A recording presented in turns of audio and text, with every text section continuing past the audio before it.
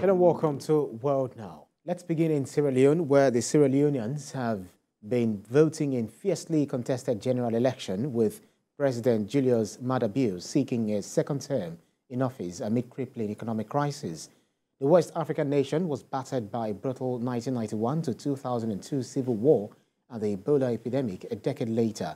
The COVID pandemic and the fallout from the war in Ukraine have further ravaged the country economically. Now, many Sierra Leoneans are determined to ensure they vote in a new government that will usher in economic growth and security of lives. The voters are choosing a president, MPs and councillors in the West African country's fifth election since the civil war ended in 2002. Leader of ECOWAS Observation Mission, Mohamed Chambers, has advised international observers to exercise neutrality and professionalism in executing their mandate. The team is also expected to hold a post-election meeting before announcing their preliminary reports on the electoral process. Joining me from the United Kingdom for more on the Sierra Leone election is the former spokesman, United Nations Mission in Sierra Leone, Patrick Coker. Thank you so much for joining us on World Now. How would you characterize the overall atmosphere of this election campaign, considering the allegations of violence and attacks between supporters of the main political parties? Thank you very much. On a general note, one can conveniently say it is calm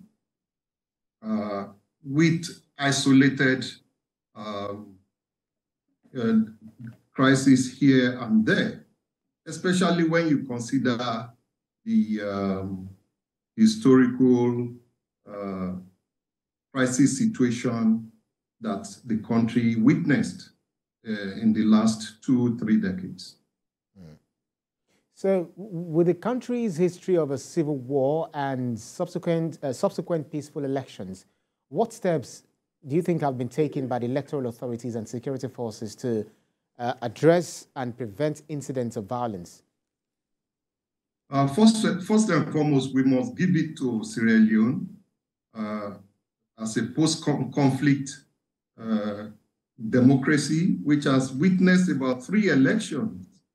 And I must say this is a plus for the international community, and not least the Nigerian soldiers, officers and men that sacrificed in that country to restore peace. Now, I must say, during this democratic trajectory, there had been efforts to build democratic institutions, and these have helped to nurture democracy in Sierra Leone.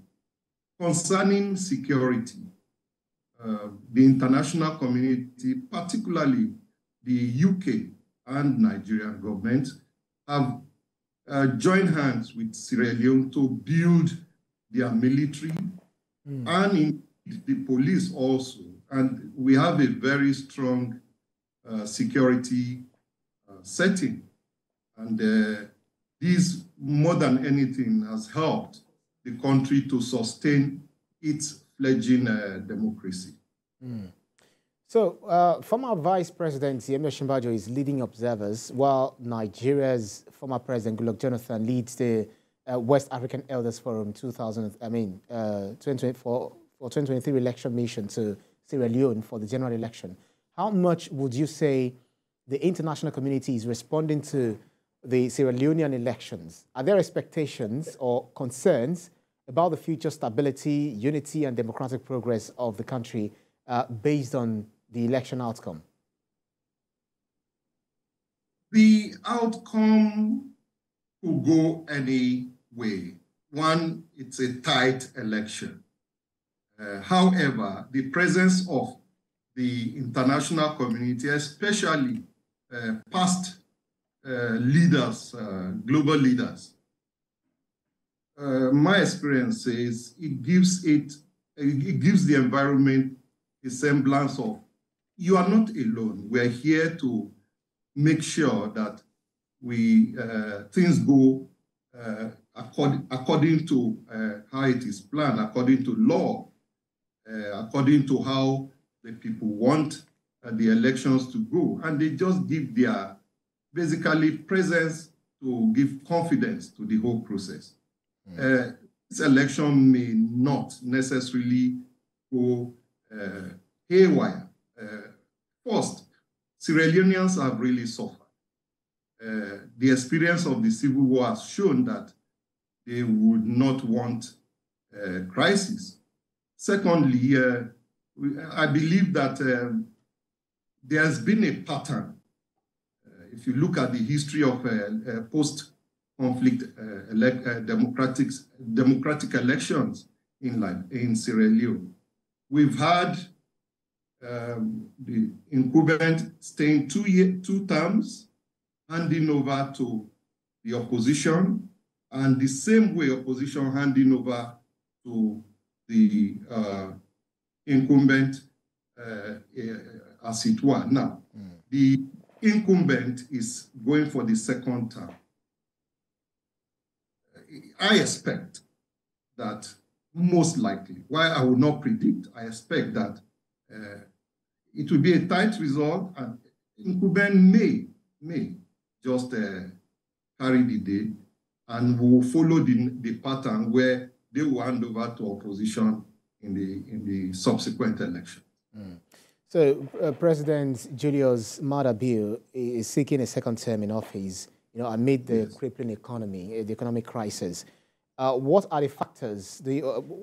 What's your own reading of his, performance in the previous administration? And do you have anything in mind as maybe for or against a standing for re-election? Honestly, when you look at elections since the period of COVID, the crisis in Ukraine and Russia, and global economic trends, you will agree with me that incumbents running elections are really sitting on a very tight rope. Now, this has been a major challenge for the incumbent in Sierra Leone, especially the economic aspect and the fact that the opposition is an economist. That's the main opposition leader, is an economist. However, the incumbent has been able to increase the participation of women to about 30% in governance, all aspects of governance. And this has been embraced. In addition, the incumbent came up with a program called radical inclusion in the education system. That means there's no discrimination to education. Even if you're pregnant, you are allowed to go to school. If you are indigent, as long as you want to go to school, you are given the chance. Internationally, incumbent has also been able to place Sierra Leone in the Security Council for the first time in about 30 years. Now, all these wins have given the incumbent some level of leverage to say, look, allow us to continue. We are going to do even better. Consider that we have a global challenge. So basically, when you look at this, you want to give it to the incumbent. And I must mention also, the First Lady of the incumbent has been so much on the streets, from chiefdom to chiefdom, helping women and supporting them. So for the first time, you will see women participation really skyrocket in the process. So, and we expect that so many youths will also participate in the process. Quite interesting.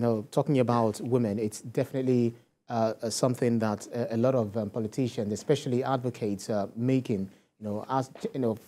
Fighting the cause for their participation in elections. But then you made reference to the COVID-19 pandemic and then the fallout of, talk about the fallout of the Ukraine war, which has ravaged the economy of the country. Very quickly, and in less than a minute, if you can, what key factors do you think can definitely contribute to maintaining the tradition of the peaceful and credible elections in Sierra Leone? Very quickly. One, all parties have signed agreement that they will maintain the peace. Two, the presence of the international community is going to help to soothe and calm things down. Number three, I think Sierra Leoneans want peace, and I believe they will not go the path of a crisis or war. United Nations mission in Sierra Leone, Patrick Coker, thank you so much for your time. Thank you. Thank you. And stay with us here on World Now. We'll take a break and be back with more stories.